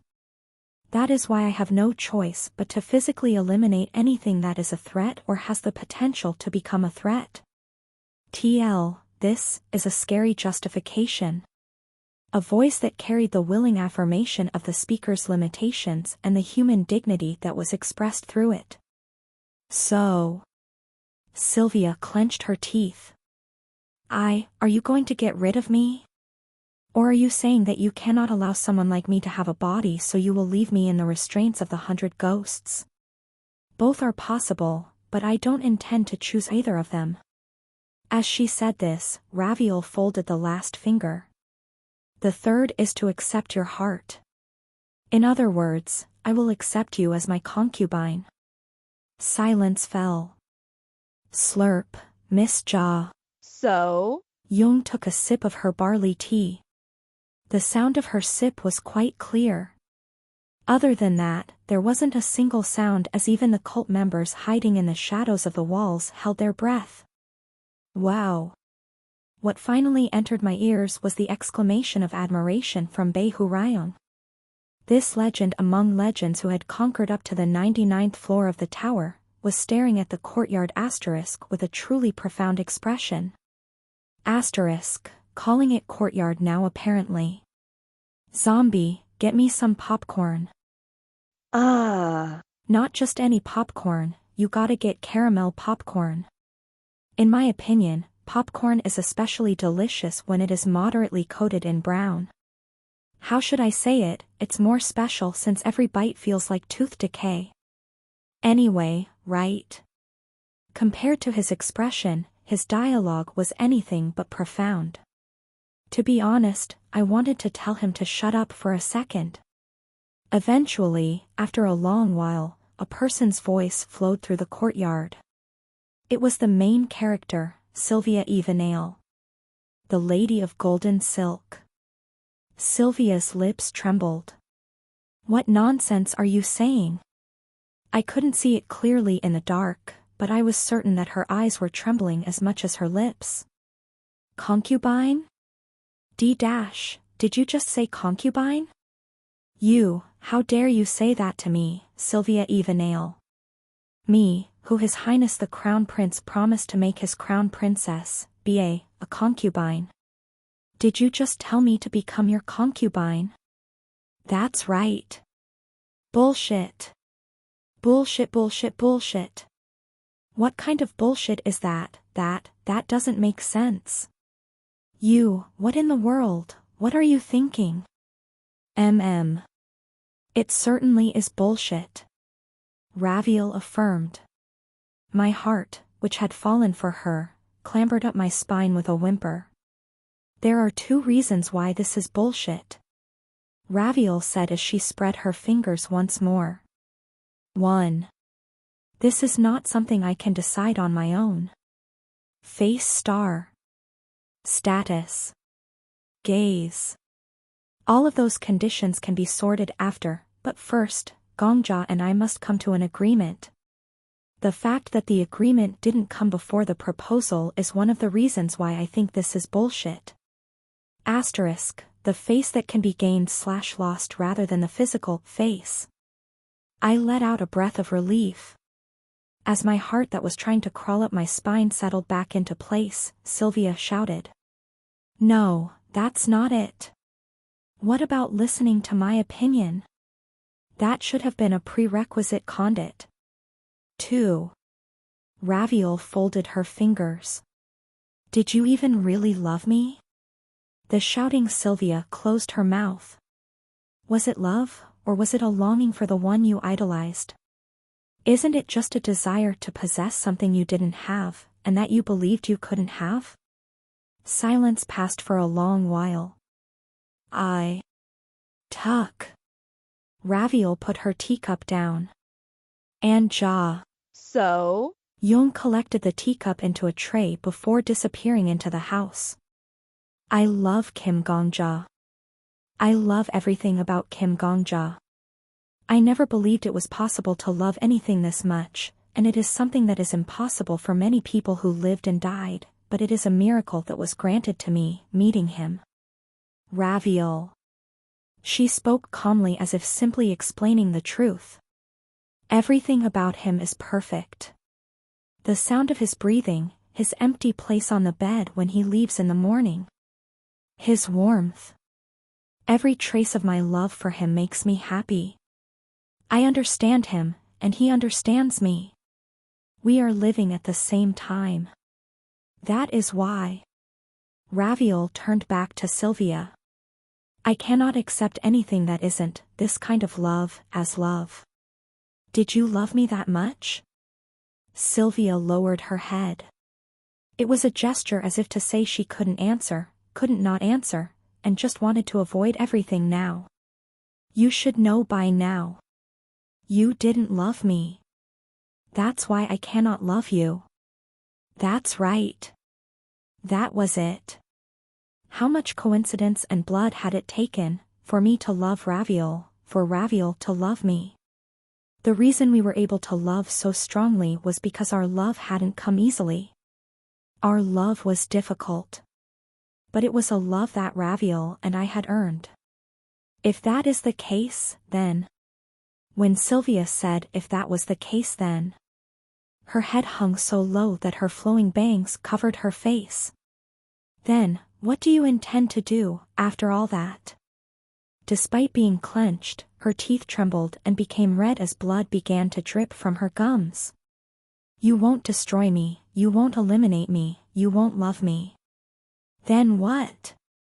After throwing out an incomplete apology. What then? What will happen? That, I would like to leave that up to you. Then Raviel turned to me again. Gongja. Yes, Raviel. If you were to give Sylvia a body using the Earthbone Dragon's box, would Sylvia be freer than when she was 100 ghost? Understanding the intent behind the question, I nodded. Yes, she'd be free. Is that freedom equivalent to when she was alive? Yes, that's right. Enough to pursue what she wants? Enough to pursue whatever it is she wants. Nodding, Raviel turned to Sylvia. Then chase after your dreams, Sylvia Evenail. Do you want to destroy me?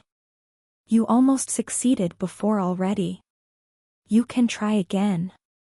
However, in order to do so, you would need to become stronger than my lover and you would also have to ignore the heart of the butler who sacrificed himself for you.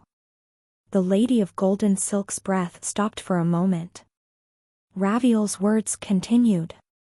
Do you want me to die and disappear? Or do you want to personally kill me? Go ahead and try, but I have no intention of going easy on you. I will resist every threat made towards me with everything I have and I will win. You will have to be better, just like you should have when you wanted to destroy me before. Or do you want to be loved by me? Or receive my worship and adoration like I did from you in the past? That too will depend on your own efforts. As long as you work hard enough. Perhaps you will achieve it, Raviel murmured. Throughout this stretch of dialogue, her gaze had been locked onto golden silk. Either way, Sylvia Evenail. One person's eyes met the other person's eyes. I will accept you as my rival, as someone who can stand opposite to me, as a human being I can recognize as my equal. From the beginning. From the very beginning, that was all the world needed. So I'd like to ask, Sylvia Evenail. ClassRevivalHunter asked quietly. Do you recognize me as an equal human being? Then, silence fell. 2. Sylvia stared blankly at Raviel. Beyond the dark sky, the white moon floated. Raviel's face, which was backlit by the moonlight, was very firm. After an unknown period of time, Golden Silk opened her mouth. There was so much steam accumulated in her chest that even after she opened her mouth, no words came out. All that came out was a hot breath filled with malice, anger, shame, remorse, resentment, and enmity. I, she said. Sylvia was truly spewing herself. It's hard. You all. She clenched her teeth so hard they bled. And she was staring so hard it hurt. You don't respect, or belittle asterisk, you accept people for who they are. You do unto others even if they wouldn't do the same unto you, asterisk, look up to or look down on. More than anything else, her voice was hoarse. Even now. You apologize to me, but in the end I can't apologize to you. I can't forgive you, Sylvia covered her face with her hands. I know how shameless those words are. I know I've done much, so much, worse to you. I know that. Regardless of strength, authority, or status, the one who forgives is stronger than the one who was forgiven simply by that fact alone. As she couldn't forgive Raviel, Sylvia wasn't as strong. That's why, first. Trembling, Sylvia took a deep, shaky breath as if she was chewing it before letting it out. First, I want to try to do that. Sylvia vowed. You all. I will forgive you. I don't know how long it will take for me to accept you as human beings, or if it is possible to get it into my narrow mind, but I will try to do it from now on. Because that. Sylvia swallowed her words. She could have swallowed them then digested them, but after lowering her head, she let them come out. I don't want to be that kind of person. That guy, that's what my butler must have wanted. Tears filled her eyes as she muttered the end. Then, after sniffling a bit, she sobbed. For once. I want to be a person that guy wouldn't be ashamed of. That was called the will to live. Good. As someone who had the power to give life, I answered gladly. If that is the way you want to live. Lady of Golden Silk. Sylvia Evenale. To achieve your wish. To prove what you want to prove. Live. A golden card shined in my hand. I will accompany you. I put her will into the Earthbone Dragon's box. Skill activated. Chapter 238. Death King's Family, 2. Swoosh. Black water raged around the Lady of Golden Silk. Perhaps it wasn't water, but shadows. Whether it was the water that first touched her at birth, or the shadows that accompanied her until death, they were the best suited to announcing her new birth. The Earthbone Dragon's box has been activated.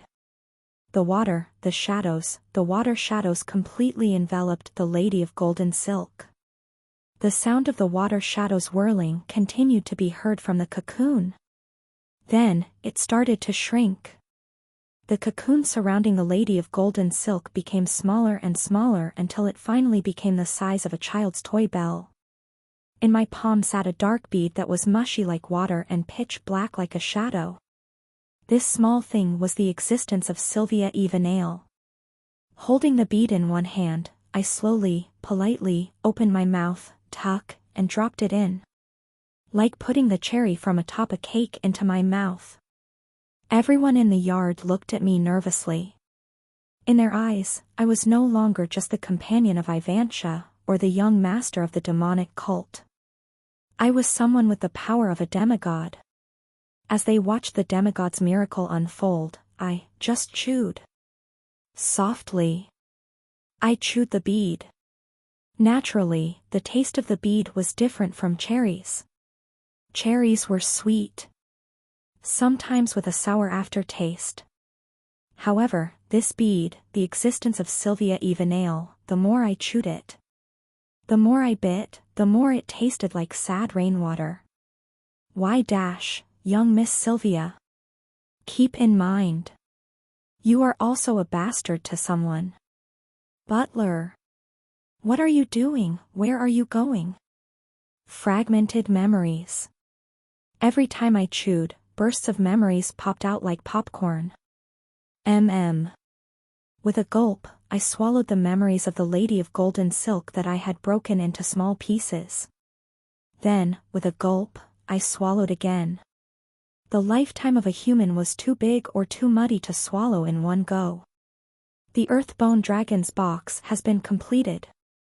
Then. Hoo. I slowly exhaled. The breath I exhaled had mass. It had weight. It even had color, being black as if it was poisonous smoke. The apostle of the ox that harvests ruins has manifested. The tower called her Two Eyes by their old name. However, it echoed too loosely to cover her now. Sylvia Evenale. The one who had regained a form that could breathe. It was too exaggerated to call it reincarnation, and too grand to be called a transformation, so to speak, it was a metamorphosis. The one who once died had changed and was now kneeling before me. Is there a new name you'd like to have? There isn't. I want to live as I lived and be called as I was called. More than that. How should I address you? The lady of golden silk's face was filled with reverence.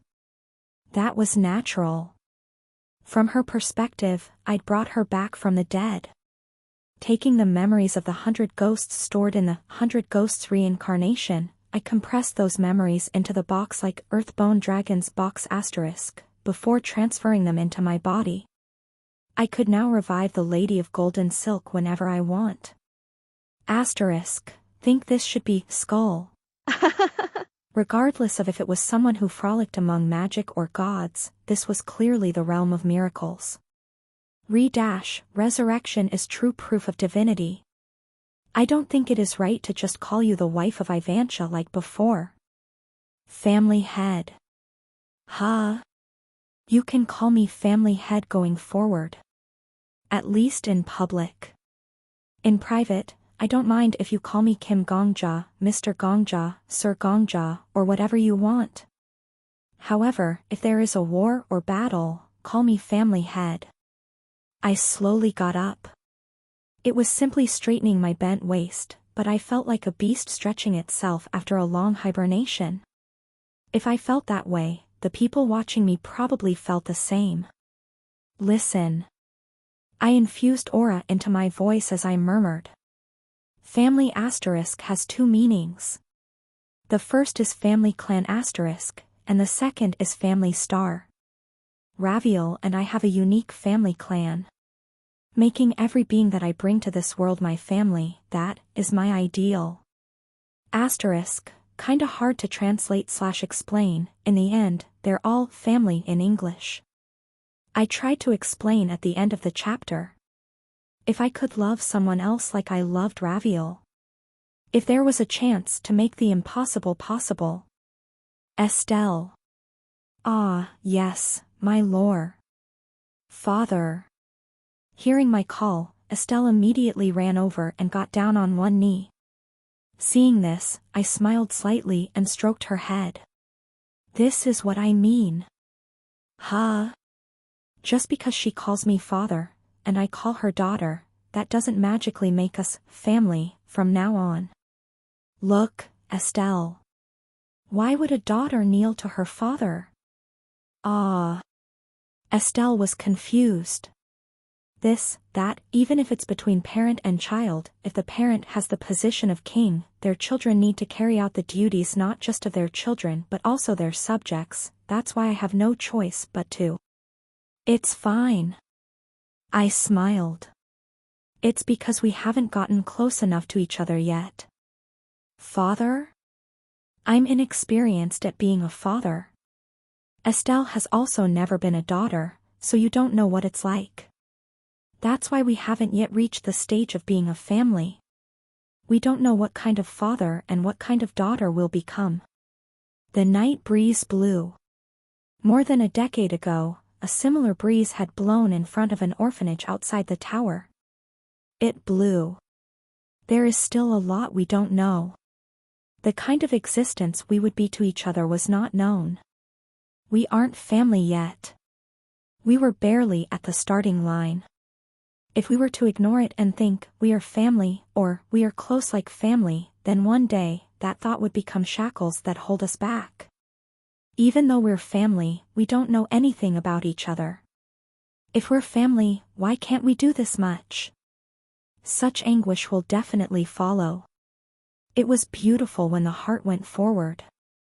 However, the heart was more beautiful when it supported actions from behind. The director had said those words in front of us orphans. I recited what he'd said with a tired expression on his face. Let's understand each other, understand as much as we want to understand, and understand the reason why we don't understand what we don't understand. What we desire. What our habits are. What the one thing we would want to say to the world as we breathed our last is. Why we love the sunset. I slowly recited the signs of love. Until we all know that, until we get to know each other, we are not family yet. One by one, I looked at the Devil King who tried to destroy the world, the cult members from the Eternal Winter, and the noble young miss who cursed people. We are people who will try to be each other's family. The director. Family is not completed or ends just at being family. Family is a relationship. It is the limit of relationships. It's an oath to work hard for each other. It's hard to care for another, and even harder to work hard for them, but how could a family be so easy to make? Right. It'll take a lot of hard work. A lot of fighting. We can do it. Until then, when we can cover for each other's flaws as family, let's be a family clan. At my declaration, Estelle, whose head I was stroking, reacted. Her ears twitched. Fath. What do you mean by family clan? Everyone will have their own position in the family clan. The Grand Chamberlain will be responsible for the family clan's hygiene and welfare, and they will cook for the family clan members when they are hungry. Just like the director gave us our roles. In the end, people could only do what they learned, and they could try to improve. Looking at Estelle, I spoke seriously. Usually, the eldest daughter is the heir. They receive training to become the heir, and when the family head is unable to serve guests, it is the duty of the eldest daughter to take charge of balls and other social gatherings. Estelle, you are the eldest daughter of our family clan, and you will be in charge of many things in the future. On the other hand, it is the duty of the warriors to protect the safety of the family clan members. They will protect the family clan members from being kidnapped by wicked people, and if any force dares try to destroy our family clan, they will go out and fight. The night sky. The cult members, who were dear to me, blended into the darkness of night. Warriors sitting on the wall, below the wall, in the courtyard, and in the main hall, were all looking at me. I will try to become your family. Not one of them was related by blood. Until that day comes, let's be a family clan. We would be able to take care of each other better than anyone else. Those who had been hurt more than anyone else, who hated humans more than anyone else, who had been betrayed by the world, and who had witnessed its destruction. And yet, had somehow arrived here, had met me. I opened my mouth. 4 demon lords. Yes. In the dark corners of the residence, one of them in each direction, the most elite members of the demonic cult rose to their feet. The most senior among them, the blood demon, opened his mouth. Please speak, young Ma. The blood demon's handsome forehead became wrinkled. To put it simply, he was a man of principles. To put it bluntly, he was inflexible, a bodyguard who protected my master from the nearest place and ensured the discipline of the cult members. Although he was a tall, handsome man, he was old-fashioned. Family head. You can just use us as tools. The young master, no, the family head is kind-hearted. Even if you were to use us as tools, we wouldn't feel ashamed or regretful even for a single day. We will be your sharp blade, it would be enough even if you were to give us your admiration. Master was like a mother to me. To you, Master must have been even more than a mother. Blood demon. Leaning over, I covered the blood demon's cupped fists with my hands. We lost the person who was like a mother to all of us. Isn't that so? Yes, that's right. So we are brothers. I said. People aren't molded by what they have, but what they lost. That is the doctrine of our cult of the infernal heaven. So we are clearly a sad few who lost their master. We should talk more, understand each other more, learn each other's boundaries, and get on each other's nerves, so that more than now, much more than now, we will be much more beautiful and happy. Until that day comes, I will be the head of the family clan. The blood demon opened his dry lips. Yes, family head. I will leave the family clan's military matters to the blood demon. Your post will be deputy warrior commander. Soon, I will appoint someone else as the warrior commander, so please assist the warrior commander as their deputy. Yes. Family head. I turned my head. Aburka. Thud. When Aburka got up and stepped out of the main hall, the courtyard shook. All this while, Aburka had been using his aura to control his sheer weight. Now that I'd called him, Aburka released the momentum he'd been hiding until now. You called. Daddy. Gasps of fear came from all over.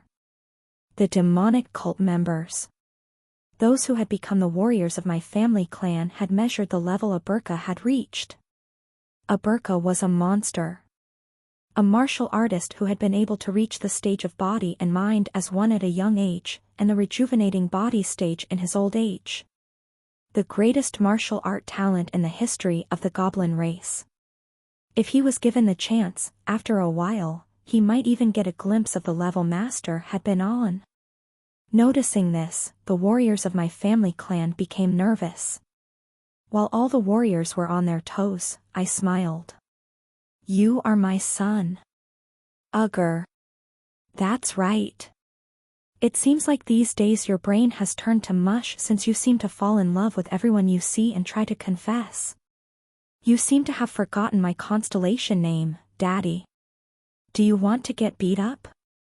The constellation, the musclehead who dreams of sinning against heaven, threatens you. Ahaha. I let out a chuckle. It's fine. Even in puberty, my son is cool. Dad has only been in love once, but didn't I marry the best thing in existence in one go? In terms of effectiveness, I can be called the king of dating. You can always come talk to Daddy.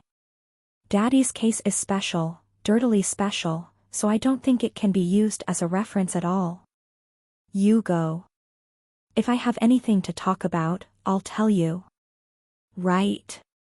You are my eldest son. I nodded. The strongest warrior I know. Aburka looked at me. How many times have I challenged Daddy and lost? I lost to Estelle hundreds of times before winning once. The number of defeats are nothing more than a decoration that enhances the victory. Will I also defeat Daddy someday? I believe in your talent, your effort, and your indomitable spirit. You are the most perfect warrior in this world. Become my family clan's warrior commander. I placed my palm on the back of Aburka's large hand. When we have to fight, lead us from the very front. You have learned the infernal heaven's demonic art. Not only did you learn it, you comprehended it. The level of your demonic art is second only to me, and the warriors of the family clan will willingly obey your command. The sound of the warriors' breathing became a bit quieter. This was probably less because of fear and more because of anticipation. I created the infernal heavens formation by modifying the infernal heavens demonic art so that it would not just be the blade of one person, but the songs and dances of hundreds. Learn it. Learn it well. Learn it and teach the warriors. Teach them well. My undeserved son.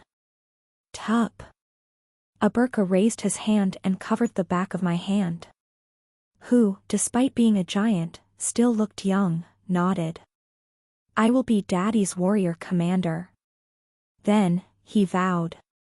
I will not forgive anyone who dares to try to destroy our family clan. I will protect Daddy and those who are precious to Daddy, and I will try my best to make them precious to me as well. As long as Daddy loves me, I will also love the world. I smiled. Thanks. Despite me being born an orphan and you being born an albino, I was now surrounded by people I love, and you no longer knew why you hated the sun. In a distant future, we would become something different. We would prove something to this world. I then remembered the name of 100 ghosts who hadn't yet been summoned. That person's scent, hair, eyes. I remembered the existence of a hint wandering in that person's scent, the traces of wounds hidden beneath their strands of hair, and the past buried in their expressionless deep blue eyes. Come out. I called the one floating in my mind. Skill activated. The shadows pulsated. From the bubbling shadows, hands stretched out, soon followed by hair, a face, and a body. The 100 ghosts took a small breath. Hugh. A being with the scent, hair and eyes that I'd just imagined. As Raviol's distant ancestor, he looked like Raviol, and it was very easy to think of someone who looked like Raviol. You called. I nodded. Then I called that person's name. Kim Yul.